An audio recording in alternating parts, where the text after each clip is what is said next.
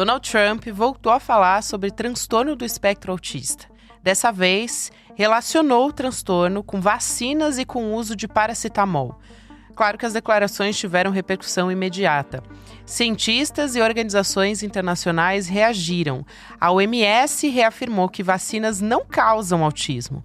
No caso do paracetamol, os estudos mostram apenas associações observacionais, ou seja, não há nenhuma prova de causalidade. Mesmo assim, a FDA anunciou que discute inserir alertas no rótulo do medicamento. No centro dessa cruzada contra a ciência também está o Robert F. Kennedy Jr. Ele é um dos principais nomes do movimento antivacina e hoje ocupa o cargo de secretário de Saúde dos Estados Unidos. No Brasil, o debate se cruza com a pandemia. Em 2021, o governo Bolsonaro tentou proibir a exigência de comprovante de vacina nas escolas federais. O STF derrubou a medida e garantiu a autonomia das instituições. Agora, o ministro do Supremo, Flávio Dino, determinou que a Polícia Federal investigue a conduta de Bolsonaro na gestão da Covid. E assim, fake news sobre saúde viraram política de Estado. Segunda-feira, 29 de setembro de 2025.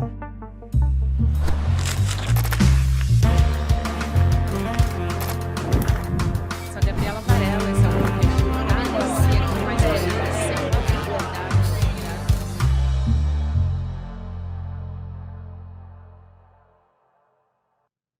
Olá, seja muito bem-vindo, seja muito bem-vinda. Eu sou a Gabriela Varela, está começando mais um videocast em detalhes.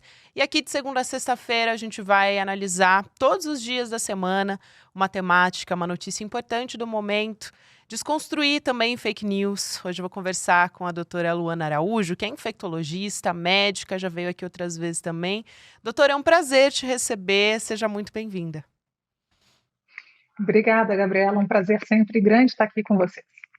Doutora, até a iniciativa de conversar com você foi um vídeo importantíssimo que você postou no seu canal. Aliás, você usa o seu canal de uma maneira a deixar as pessoas, a tranquilizar as pessoas diante de notícias falsas. Isso não é algo novo, é um trabalho que você faz desde a pandemia, ou pelo menos as pessoas tomaram conhecimento a partir da pandemia. E, recentemente, a gente teve a notícia do Trump dizendo que o Tilenol, que é um dos antitérmicos, um dos medicamentos mais conhecidos do mundo, tem ligação com a causa, segundo ele, do autismo, que, aliás, é o transtorno do espectro autista, só para dar um nome correto aqui. De onde veio isso? E qual é o potencial também que uma notícia falsa reproduzida por um presidente da República de uma nação como os Estados Unidos, isso também não é desprezível, tem de fazer um estrago? Eu começo do fim, né? É um estrago enorme. Ele é considerado um líder para muitas pessoas, né? Para outras, ele é apenas um gestor de um país. Mas, de qualquer forma, o que tem é esse tipo de amplificação, né, o que consegue ter esse tipo de alcance, traz consigo sempre um impacto muito grande. Então, no caso do paracetamol, que é a substância presente nessa medicação, que nos Estados Unidos é conhecida como acetaminofém, então, quem ouvir essas duas coisas saiba que a gente está falando da mesma substância. Essa fala é mais uma das incoerências, né, das notícias falsas relacionadas ao transtorno do espectro autista, que é uma condição, não é uma doença, né, uma condição, um transtorno do neurodesenvolvimento. Então, quando as nossas conexões cerebrais estão se formando lá intraútero ainda, principalmente no primeiro trimestre de gestação, mas também um pouco depois disso, quando elas estão se formando nessas pessoas, elas acabam se conectando, se formando de maneira um pouco diferente daquilo que a gente considera típico. Então, é nesse espectro, e é um espectro porque a manifestação clínica dessas conexões diferentes, ela vai desde alguém com grande inserção social, sem precisar de grande apoio, grande suporte, até pessoas que precisam de um suporte um pouco mais assertivo, né, ou mais importante, é uma grande gama de manifestações. E, por isso, por ser uma condição reconhecida relativamente há pouco tempo, cujos critérios diagnósticos mudaram conforme a gente foi conhecendo um pouco mais sobre a condição, e porque a gente realmente não tem, apesar de grande tempo, né, décadas de pesquisas importantes no assunto, a gente ainda não tem uma causa única definida, e é um complexo tão grande que é praticamente impossível que tenha uma única causa definida. É um lugar também, é uma questão muito sujeita a essas fake news, a essas mentiras. Então, o que foi trazido agora é simplesmente só mais uma delas, né? Historicamente, a gente teve outras. Para variar, as mulheres foram culpadas, né, também da condição, né, dos filhos nascerem dentro do espectro autista, porque elas eram frias, né, elas eram chamadas de mães geladeira, isso lá na década de 40, 50, século passado. Depois a gente passou pelo absurdo das vacinas, que também foram relacionadas a estudos fraudulentos, e agora o presidente americano ele apresenta um estudo, mas que não tem qualquer tipo de poder de inferir causalidade, como a gente chama, né? Dizer que uma coisa causa a outra, mas simplesmente jogar isso ao vento já faz um estrago bem grande. Com certeza, eu acho que daí é importante também a gente entender a diferença entre correlação e causalidade para entender esse caso, né, doutora? E aproveitando aqui, se a gente puder explicar um pouco mais o que a ciência sabe sobre a causa desse transtorno. Você já tangenciou aqui dizendo que não tem uma causa única, né? Tem fatores genéticos, tem fatores ambientais também, mas a gente teve grandes mudanças ao longo desses anos. Só em 2013 que a gente passou a chamar de transtorno, a ter esse entendimento também de transtorno do espectro autista, também de a gente ter outros, vamos dizer assim, essa denominação incluiu mais sintomas dentro desse espectro também, então, graus mais leves, né? Então, tudo isso está embutido e pode contribuir com esse aumento, segundo o Donald Trump está dizendo que é um aumento, uma curva exponencial dos casos de autismo. Acho que é importante a gente desmistificar isso aqui também. Sem dúvida, Gabi. E é interessante pelo seguinte, né? Normalmente essas fake news elas se apoiam em alguma coisa que soa ou pode ser verdade, mas elas interpretam isso e associam a isso de maneira extremamente falaciosa, né? Então, o que a gente tem de fato? Sim, o número de casos de pessoas enquadradas no transtorno do espectro autista vem aumentando durante o tempo. Mas a gente tem que entender por que isso aumenta, né? Aquelas pessoas que eventualmente não tinham um diagnóstico ou tinham um diagnóstico de outra condição acabaram sendo enquadradas dentro desse espectro, e também as pessoas estão falando mais sobre autismo, entendendo mais sobre a condição, então elas também procuram mais o apoio médico, o apoio de saúde para ter o seu diagnóstico. Então, só nisso, só de mudar critério, de conhecer um pouco mais, já corresponde provavelmente a uma boa parte desse aumento de número de casos. Mas não é só isso que explica também. Então, a gente também entende que deve ter alguma outra coisa que a gente ainda não sabe muito bem, e aí vem os casos que você mencionou, as correlações que você mencionou, que podem estar associadas a esse aumento de número de casos. Então, o que a gente sabe de fato? Não tem uma causa única. Fala-se do paracetamol, mas o início da descrição de casos que hoje a gente conhece como o transtorno do espectro autista começa em 1911. O Tilenol, né, o paracetamol, ele só é colocado no mercado a partir de 1955. Então, 45 anos praticamente antes é que a gente começa já a ter descrição de casos de autismo. Como é que é o Tilenol que causa isso? Já não tem lógica, isso se desmonta, né, no primeiro argumento, de uma maneira muito rasa. Mas sim, o que a gente sabe hoje é que cerca de 85%, segundo os estudos mais recentes, do TEA é relacionado a questões genéticas. Então, quanto mais presente o transtorno é nas famílias, maior a chance dos seus filhos terem este diagnóstico também, mas não é só isso que explica. Então, a gente sabe que hoje a gente tem associações, inclusive, de idade materna e paterna avançadas, de gravidez precoce, de poluição ambiental e provavelmente outras correlações também que podem responder por algum percentual desse risco.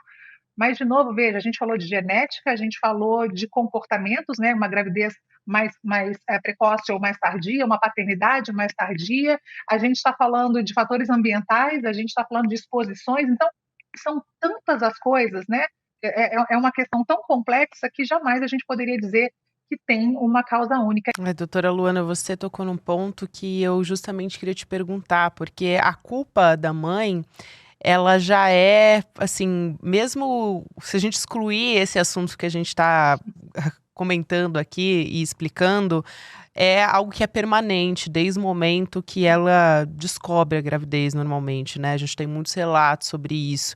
E eu fico imaginando, tanto para as mães que têm filhos dentro do transtorno, né, com TEA, que tomaram paracetamol, como também para as mães que estão grávidas e precisam fazer o uso desse medicamento, o quanto isso pode ter deixado, de uma crueldade realmente, o quanto elas podem se preocupar com isso.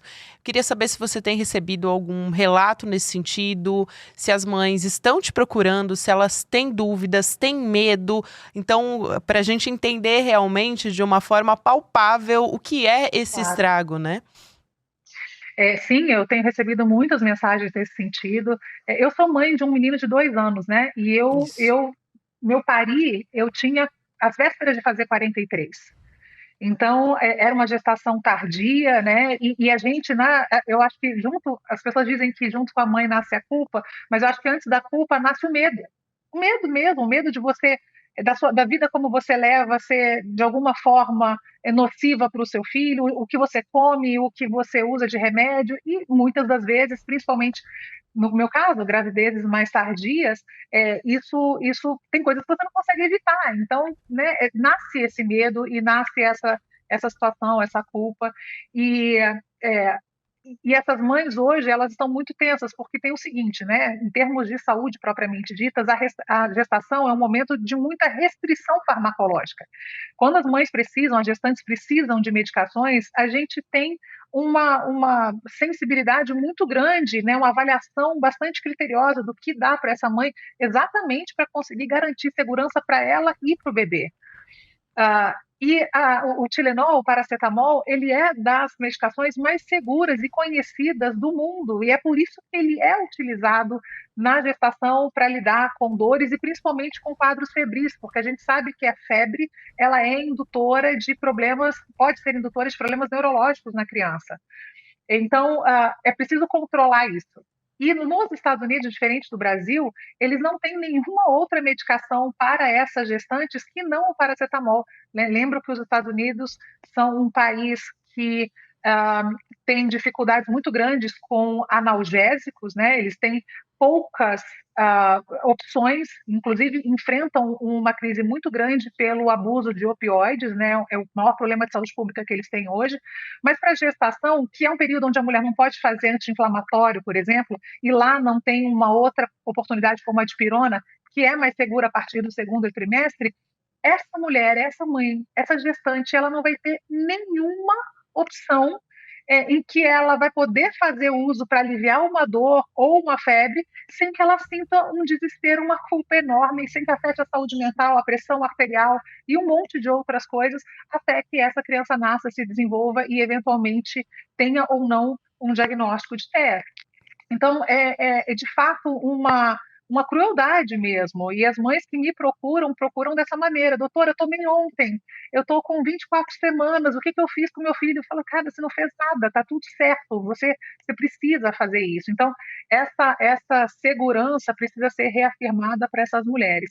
A tristeza, né, é que a gente entra na seara das fake news. E aí a gente vê, infelizmente, muitos diplomados em medicina, eu não posso chamar de colegas, muitos diplomados em medicina repetindo essas loucuras para essas mães e com isso amplificando a voz dessa maldade. A gente viu muito isso na pandemia, né, doutora Luana? Aliás, já já a gente vai falar melhor a respeito disso. Eu queria aproveitar para te perguntar também, a gente falou sobre essa questão do diagnóstico, de uma ampliação, né, da definição dessa condição, então, incluindo também outros diagnósticos dentro do espectro, com critérios mais abrangentes, então, mas se também foi uma conscientização maior, se isso é um fator que também pode ser levado em consideração. Sem dúvida, né? O assunto do TEA, principalmente porque aqui no Brasil, né, algumas personalidades se declararam de dentro do transtorno do espectro autista, alguns pais e mães disseram que os seus filhos estavam dentro desse transtorno, as pessoas começaram a falar mais sobre isso e esse assunto acabou se tornando um assunto relativamente recorrente na sociedade. E, de novo, com essas dificuldades de diagnóstico, inclusive de acompanhamento dentro do Sistema Único de Saúde, não é simples ter esse suporte que muitos desses pacientes precisam.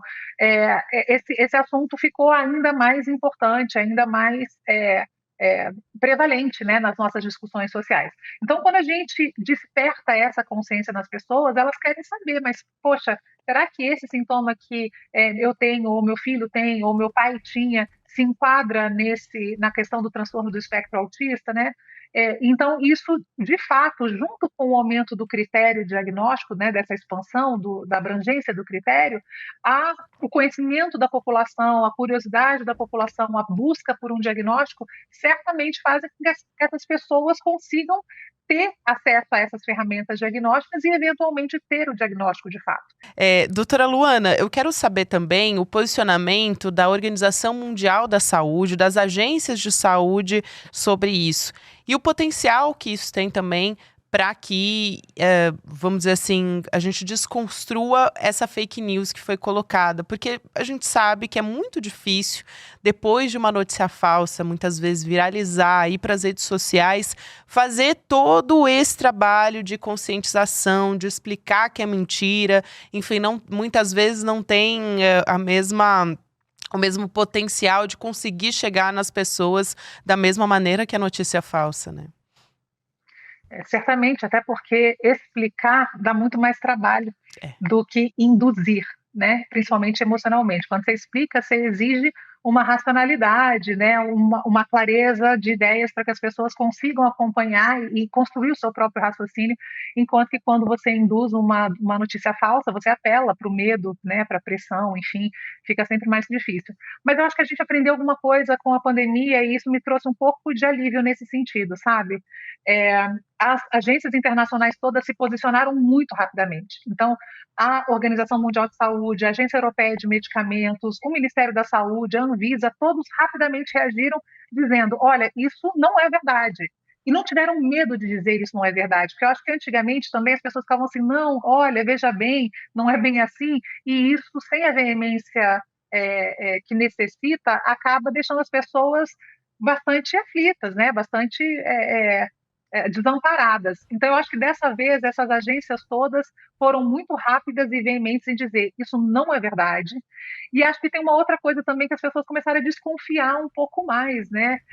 Como é que 40, 50 anos de pesquisa são reduzidas a 4 meses que resultam num anúncio em que a pessoa diz que o sentimento dela diz que o autismo é derivado do uso do paracetamol, sabe? Então, assim, eu acho que as pessoas começaram a pensar, poxa, a gente passou por tanta coisa, a gente teve tanta discussão, será que tem lógica uma pessoa que não é do meio, que deu conselhos absolutamente inacreditáveis durante a pandemia, como pingue água sanitária no seu nariz para evitar a Covid, né? Ele tem um histórico, não é uma pessoa que ontem resolveu, né, divulgar uma notícia falsa.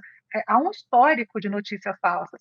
E nos Estados Unidos também eles conseguiram desfiar um pouco desse novelo e entenderam que altas patentes ali dentro do sistema de saúde americano têm ações em empresas que se beneficiariam desse tipo de notícia. Então, a gente começa a tentar desfazer esse novelo com mais rapidez e isso ajuda as pessoas a desconfiarem, a não levarem isso tanto de maneira incisiva, assim, né, para dentro de si.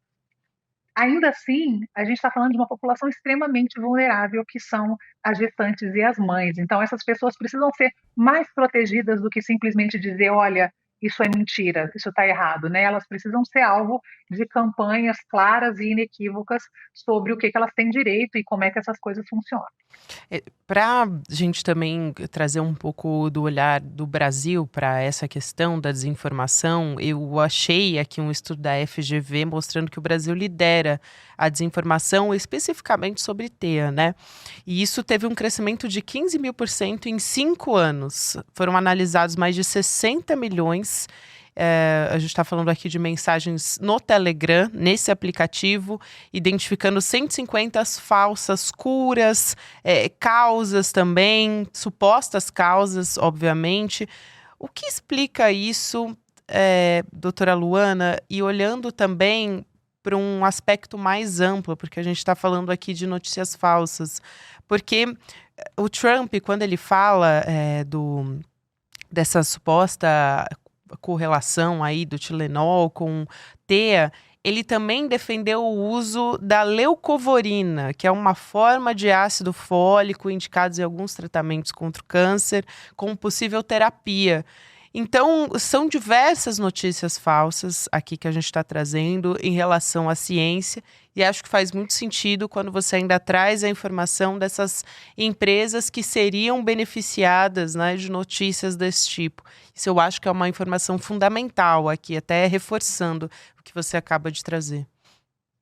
Mas no Brasil a gente tem um problema grave, né, relacionado à questão das fake news, porque não é só esse estudo que você mencionou com relação ao TEA, né, mas a gente tem outros estudos anteriores que nos comparam a outros países, principalmente a países da OCDE, em que a gente não só é um país que consome muita fake news, porque não sabemos identificar o que é fake news e o que não é, a gente não tem esse discernimento, como a gente também produz muita notícia falsa. Então, nós, como população, somos o alvo preferencial dessas iniciativas deletérias. Então, é muito complicado a gente contar com o fato de que as pessoas não têm, talvez, a educação mínima básica para se proteger teoricamente, biologicamente, assim, a minha compreensão sobre biologia, sobre química, sobre, né, coisas,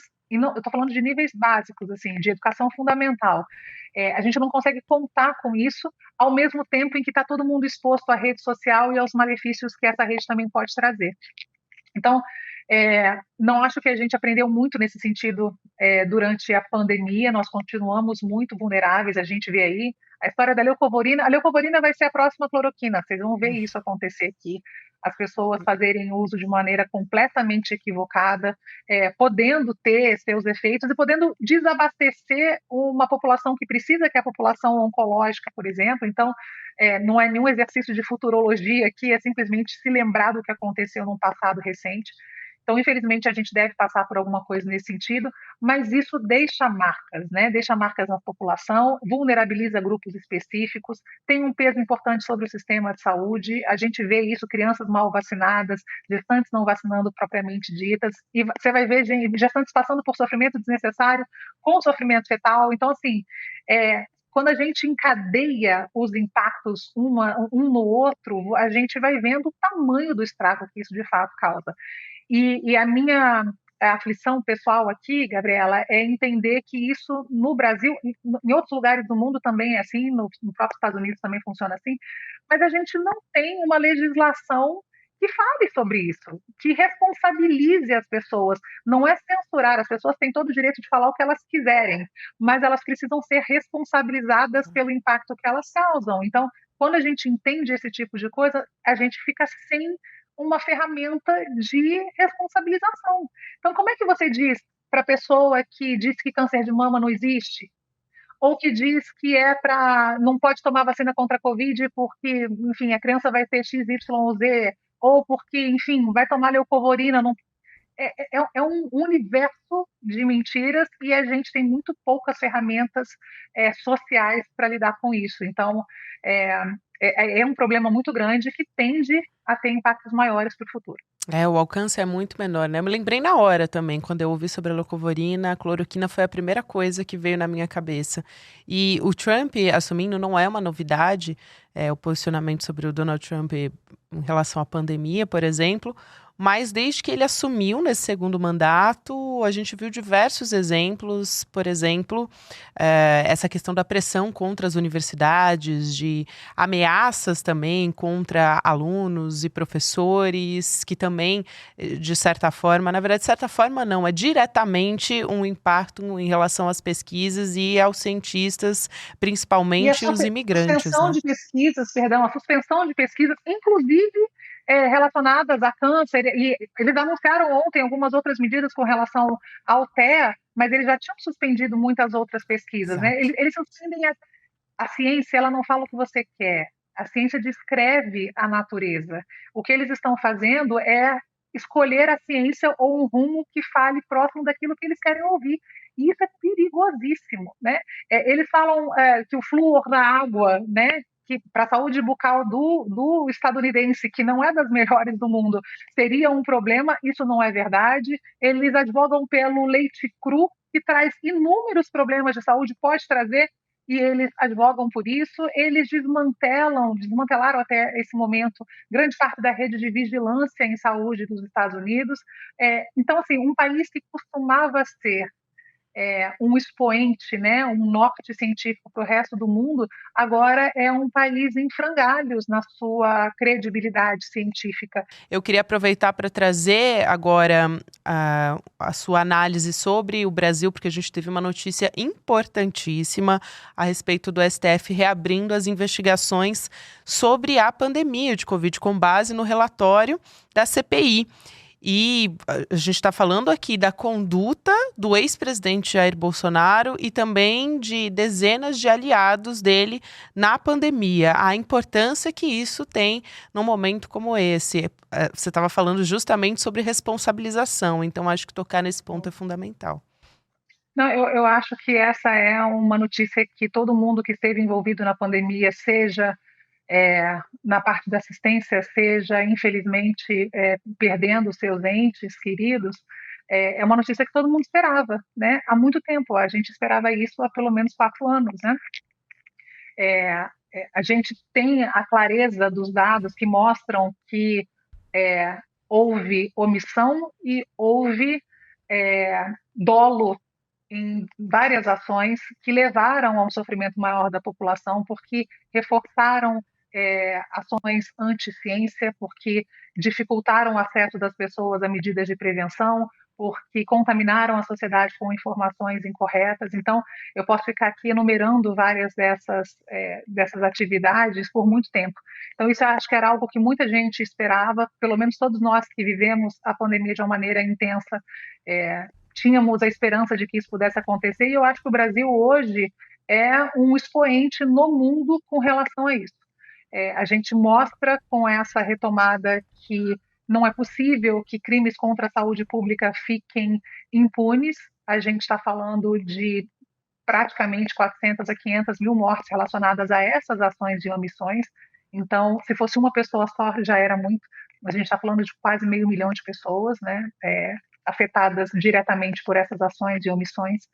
Então, eu espero. A minha única crítica, aliás, as minhas duas únicas críticas são: demorou muito tempo. E cada segundo que a gente passa dentro desse contexto é um segundo de sofrimento. Para as pessoas que perderam, então, um calvário de muitos anos. E o segundo é que eu acho que faltam muitos nomes nessa lista, sabe? Faltam muitos nomes. Faltam aquelas pessoas que foram covardes e foram, com isso, cúmplices de muitas dessas medidas. Eu acho que muitos gestores estão faltando ali. Mas a gente aquilo, é um dia depois do outro, um precedente depois do outro, então a gente vai esperando que essas coisas abram o caminho para que a gente finalmente consiga ter um mínimo de alívio com relação ao que aconteceu. Não vai apagar, não vai trazer as pessoas de volta, né, não vai minorar o sofrimento, mas traz um alívio de que a gente vai passar por outras pandemias, isso é certo, isso não é de novo, um outro exercício de futurologia. Isso é a previsão, claro, é a predição da ciência. A gente vai passar por isso nessa nossa vida, nesse nosso tempo, e isso não pode acontecer de novo.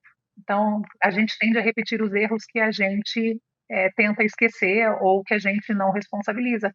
Então, é também pedagógico que isso aconteça e a gente não pode deixar passar. É isso, doutora Luana. É um primeiro pequeno alívio em relação a isso, mas vamos em frente, Mas com é um, né? certeza. É um, importante. Obrigada, é sempre um prazer te receber aqui, querida. Muito obrigada. Obrigada a você, eu fico sempre à disposição. Um Até abraço a uma todo mundo. próxima oportunidade. Um grande abraço, doutora Luana. Até mais. E falando aqui em trabalhar com a verdade, nesse último domingo a gente teve a aula com o Eduardo Moreira, o Guia da Liberdade Financeira, em que você pôde começar a aprender na nossa aula aberta do Investidor Mestre o que fazer com o seu dinheiro sem falsas promessas, sem promessa de primeiro milhão, nem nada disso, e sim trabalhar com a realidade. Então, você pode acompanhar mais uma vez, a gente vai ter o replay dessa aula, está liberado. Você vai em detalhesdocl.com.br, deixa o seu e-mail lá para ser avisado que vai começar essa aula, que é online, aberta para todo mundo e gratuita. Não deixa de se inscrever.